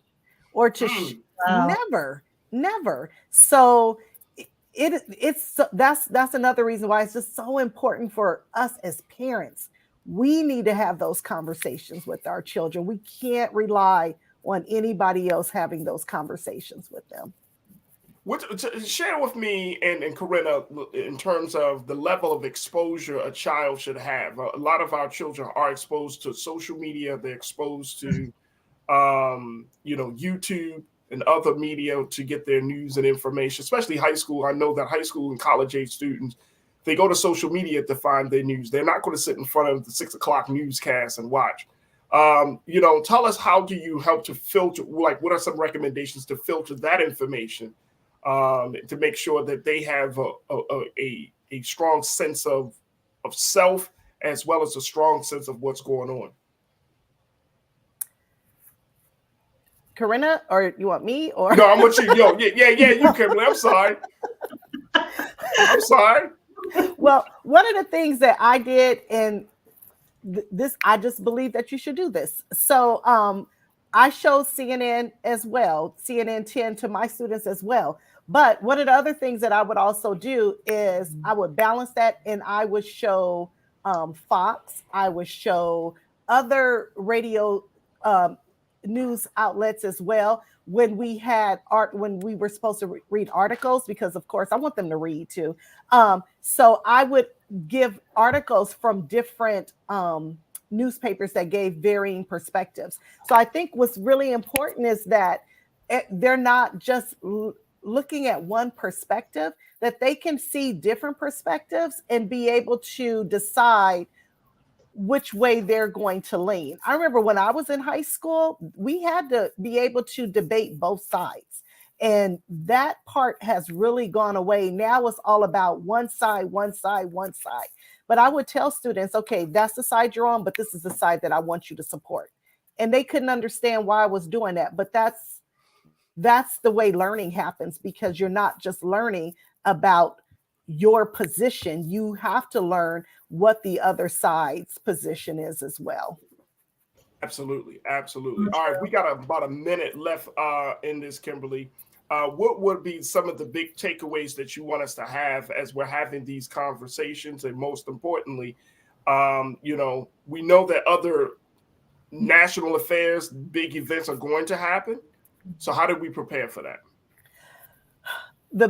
My best advice is to personalize everything.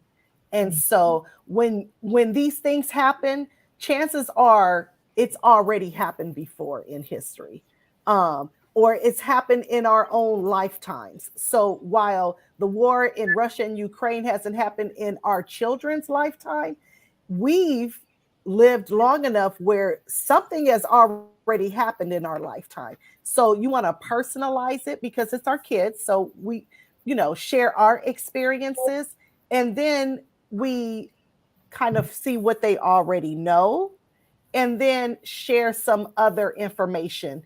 But we definitely want to make sure it's where they are and it's age appropriate, but definitely personalize it. That's awesome. That is awesome. Kimberly, our time has certainly been very well spent, but let me tell you, I need to bring you back because me and Corinna need to talk to you about the crisis that we see in the educational system. I came across this piece yesterday, Corinna and Kimberly, where they say that the teacher walkout rate is higher than it has ever been in history. And I'm talking about, when I say walkout rate, I'm talking about teachers are quitting the profession at such a high rate that schools across this country are panicking. And so I think we really need to kind of talk about like what's going on. And is this a sign, especially for Black children, and their parents, should we take our children out of schools and use homeschooling? What should we do? How should Black parents and marginalized communities respond to this? So we don't have the time today. But sign me up. Sign me up. I love to be a part of that conversation. Yes. Well, teachers are unsung heroes, so yeah, they don't get the credit that's due all the time. So no surprise. Oh, I know. I don't have look. I mean, look, I very quickly, if you are a teacher, that's a calling. If you chose to be in the classroom each and every day with Black students, white students, Latinos, and other students, and you're doing that work, that is a calling. That is not a job. That's a calling. Yes. That's a calling. Yes. And if you think it's a job, they will run your ass out of there to remind you that it's a calling. Right. They will let you know you got to go. Yes. Kimberly Marvel, thank you so much for checking in with us this afternoon. We truly appreciate you. How can people follow you or find out more about the work you're doing? Thank you. So you can visit my website, kimamorrow.com, and it'll lead you to the different things that I'm doing, including the Doris L. Morrow Academy, the publishing that I'm doing. So because I want our kids to write. So there it is. There it is. And that's phenomenal work. And so much more we got to talk to you. But Kimberly, I appreciate your time so much. And here it is, the website, folks. Here's kimamorrow.com. This is the transformative speaker that she is, parenting education expert. She's gotten her degrees from Harvard and other places of great distinguished, other distinguished institutions. So we're so happy to have you. So thank you so much, Kimberly. We'll talk to you very, very soon. Thank you. Thank you for having me. Absolutely. All right, folks, we got to take a quick pause. When we come forward, let's talk about Disney and diversity, how Disney's attempt at diversity may not truly be inclusive. We'll have that conversation up next. Stay with us. It's The Culture on the Black Star Network.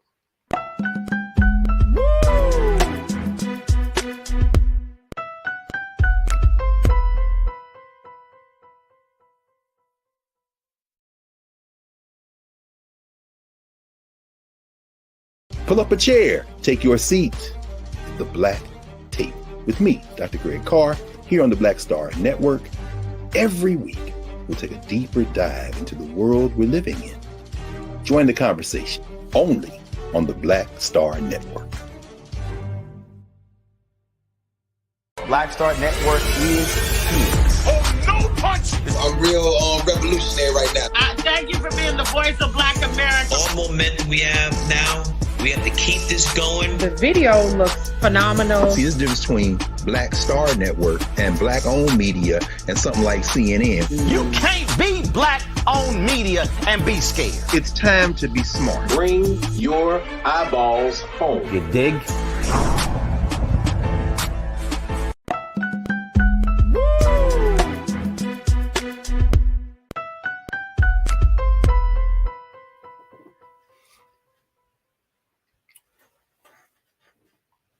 All right, folks, welcome back. Let me bring my sister Corinna into this frame as we have our final conversation for today, Corinna, which is about the Disney and diversity. And this is coming out of a number of spaces where people are saying that this latest move or this latest announcement where Yara Shahidi was just was casted as Tinkerbell in the new live action movie Peter Pan. I want to show you the movie, and Keena, if we can show the trailer, and then let's have a conversation about whether Disney's attempts to be inclusive is actually maybe quite limiting. Take a look at this.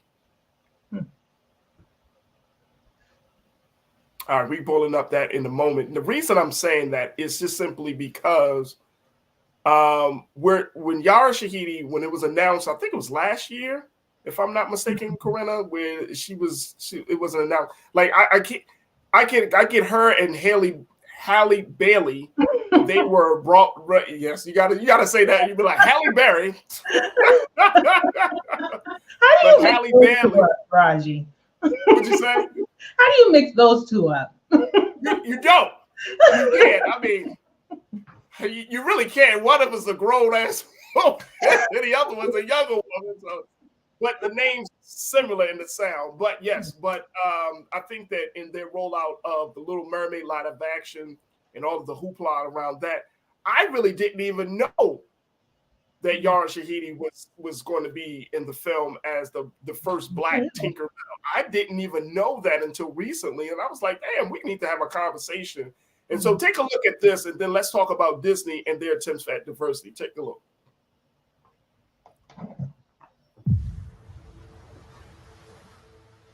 Tell me, how did you come to Neverland?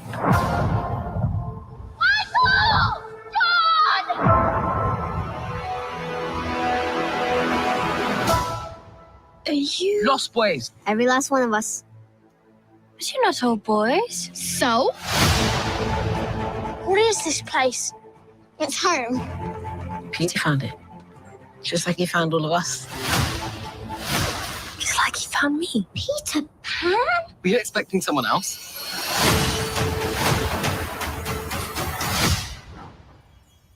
What do you say, boys? You ready for an adventure? It looks very far away. It's closer than you think.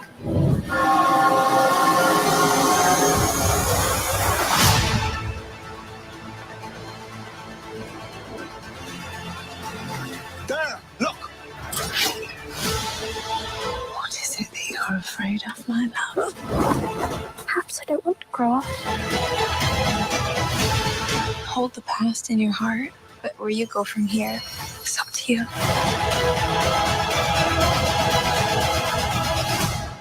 Wendy, Moira, Angela, darling. Where is Peter Pan?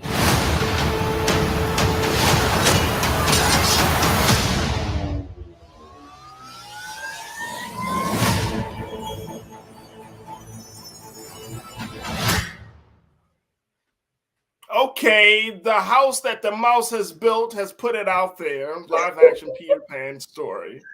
It's a story that's been told for thousands of years. He stopped playing. But they have our sister Yara Shahidi as Tinkerbell, who serves as one of the guide. If you're familiar with the story, Tinkerbell is the guide for Peter Pan. She's like a certain level of his consciousness, right? Which is a very, very pivotal role, because Neera had to explain it. She's like, no, Peter, Tinkerbell actually is one of the major characters, because they build off of her character. Tinkerbell has a series, and there's some other storylines with the character. So Yara Shahidi, a Black woman, is in this role. People are not happy about this, Corinna. That's off. People are not happy about this. I want to share with y'all what people have been saying about this whole situation. Keenan, let's put up that first quote, bro, around this attempt for diversity. People have criticized Disney as making a lazy attempt at diversity. For the past several years, many have been calling on Hollywood to produce more diverse stories that feature better on-screen representations of people of color. However, some believe the House of Mouse has gotten pretty quote-unquote lazy when it comes to inclusivity efforts, and that it's a telling sign of the studio's true priorities, which seem to still be geared toward white-centric productions. The reason studios make beloved characters Black in the live-action adaptation is so they don't have to go to the trouble of actually giving special, brand new, unique characters made from scratch to Black people, one critic tweeted. Meanwhile, a second commenter echoed this sentiment by saying, while there are a handful of films like The Princess and the Frog, it mostly seemed like Disney was opting to, quote, to just make white characters Black, to be like, hey, we are so accepting, we support everyone. Disney couldn't care less. Another person tweeted that Disney couldn't care less about making new stories with people of color characters. They just put people of color people to play white characters. And that shows, one, how lazy Disney is. Two, how racist this is, as another person wrote. It's like they don't think people of color people deserve their own stories besides like 3 animated movies. Wow. So, Corinna, what's your take on this? Do you feel like it's a lazy attempt, that Disney's attempt to be inclusive is actually very limiting? You know what? To be honest, until today, I didn't really think about it that specifically, but given everything that you just shared, then I would have to say yes. It sounds like, yeah, I mean, it sounds like what you're like, well, it's just that, yep, they suck at diversity. That's it. It sounds like what the ask really is for an original character, right? Because what comes to mind, yeah, we got Princess Tiana, Anika Noni Bell. I think that was like in 2009. That was an original Disney character. I think we've seen Coco. I think Moana is another one. Maybe Lilo and Stitch. She was Hawaiian. But we haven't really seen an authentic character. But, you know, Disney has been rebooting the movies, which, you know, I'm already a little sensitive about, because I'm like, please don't mess up my childhood with these live action films. So it looks like they are casting maybe like, you know, more Black women or other women of color, people of color, to be in these films. Like we just saw her. She was on Beauty and the Beast Live. Love that. Yeah, over the holiday Oh my gosh, I love that. Yeah, but I think really, I think what that article speaks to, they want to see something original and not just someone playing a character that was already established as a white character. They want some originality. So that's kind of how I interpreted the article, which is definitely understandable. However, to be honest, although it would be great, I don't have the expectations that they would, but if it's a pleasant surprise, I would welcome it with open arms. I mean, personally, my favorite maybe Disney princess right now is Princess Shuri of Wakanda, but at the same time, is that really Disney? Because Disney just acquired Marvel, you know, some years ago. It wasn't always. No, that's not really Disney. No, that's not really Disney. Yeah, so it's not really Disney, right? No. But this not really makes the argument, right? They could say, well, we have these characters who are, you know, people of color or Black characters. They could probably use that as an argument now to justify or kind of to push back on the argument of, you know, this is racist. We're not seeing original characters, and all you're doing is, you know, putting other Black actresses or, you know, to cover roles that were originally intended, you know, who were white. So I kind of see all sides of the argument here. But yeah, I agree. Like it is pretty lazy. Like, are they gonna be original and create some new animations? Because lately we've just seen like the reboots, the live actions of those classic Disney movies that, you know, were a part of a lot of our childhoods growing up. But I haven't seen anything like the only Black princess to date that I can think of is Princess Tiana. You know, when are we gonna have the next original Disney Let me tell you, Black princess? And look, and let me tell you, especially as Black women in this country, y'all are a hot commodity. And I hate to say it like that, but y'all are a hot commodity, right? My daughter, I came across this Netflix production called Karma's World, where they have this little Black girl. She got this beautiful curly fro, and she's like a rapper, right? But she's really brilliant. My daughter loves Ada Twist Scientist. If y'all got children, y'all know these shows. Y'all know these shows, right? Ada Twist, the scientist, right? Black girl, she's a scientist. She got these like multicultural friends and everything. But I think there is something to this point that diversity, which is why I wanted to just have a little mention of this. Diversity is not just about representation. You know, diversity is about being at the table. Diversity is about having a stake. A bigger stake. Like, I'm not for just changing characters. Like, you know, oh, we're gonna make Wendy Black and she's gonna be, and Peter Pan is white. Like, that doesn't. To me, that doesn't push the needle. Like Prince Eric is definitely gonna be white when Prince Eric is gonna be white.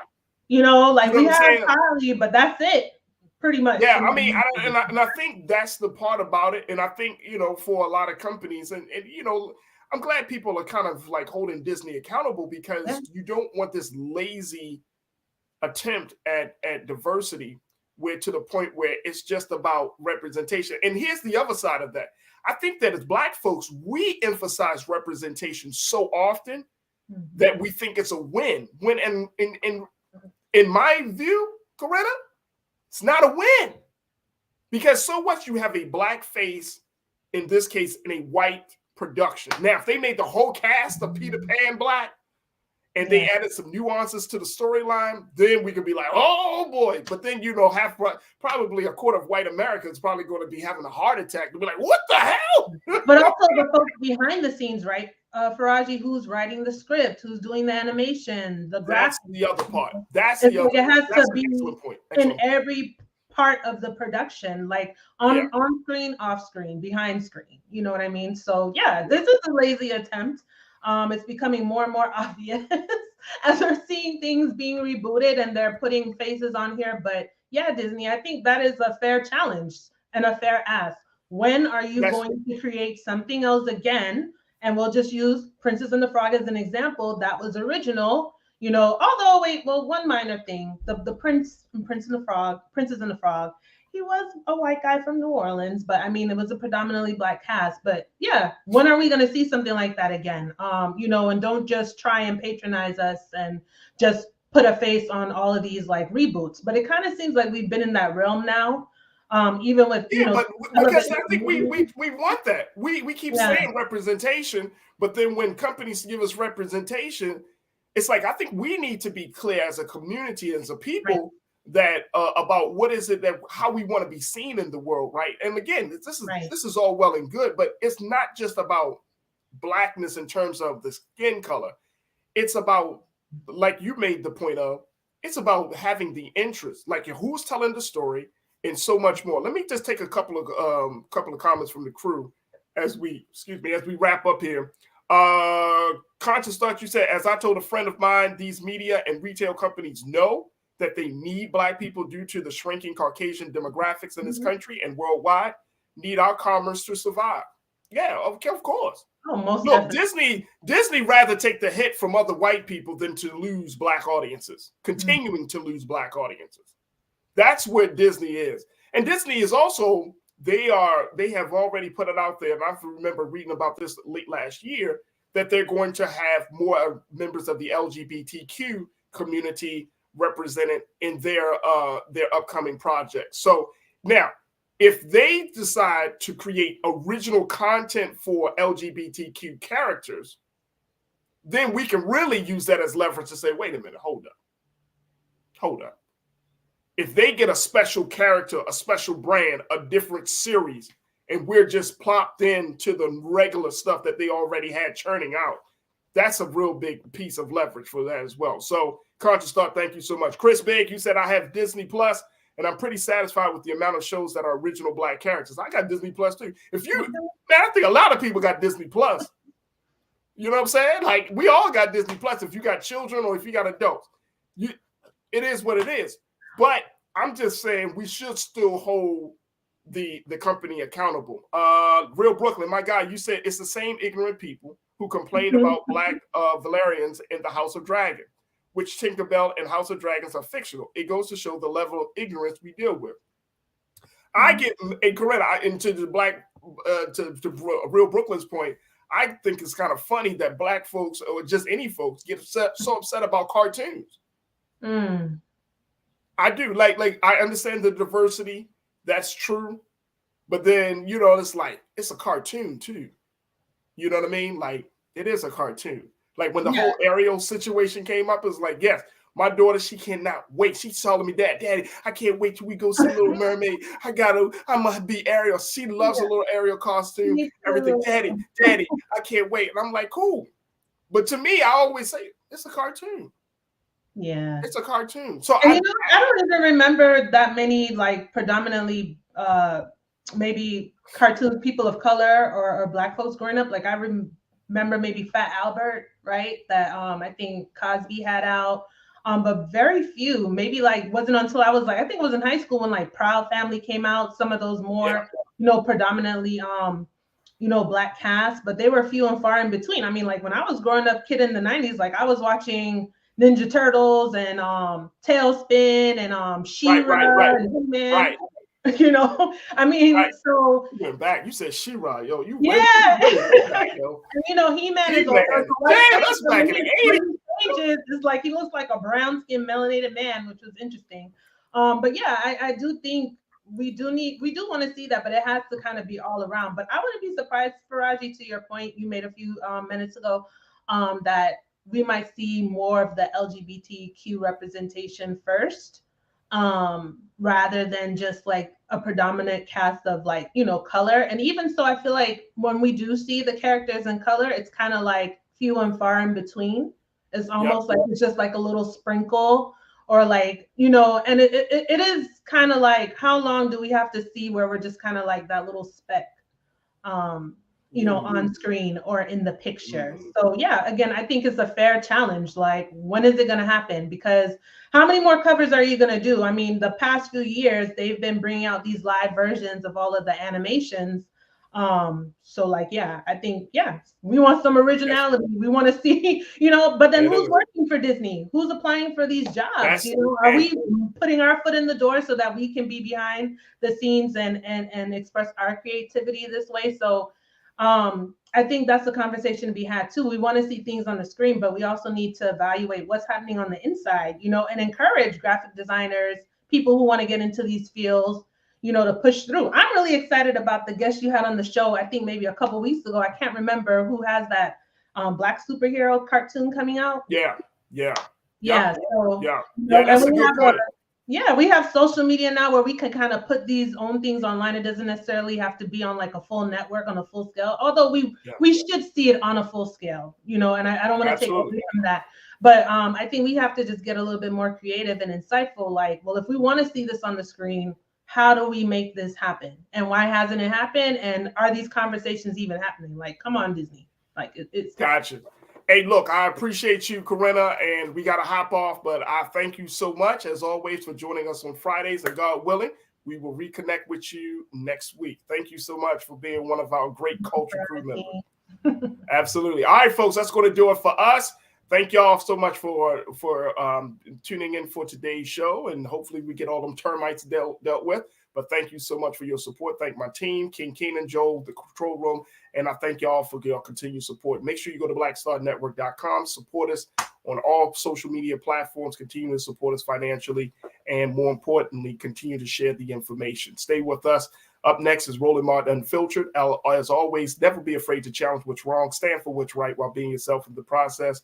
God willing, we'll talk to you on Monday for another exciting edition of the Culture here on the Black Star Network. Look forward to talking to you then. Have a great weekend. Peace.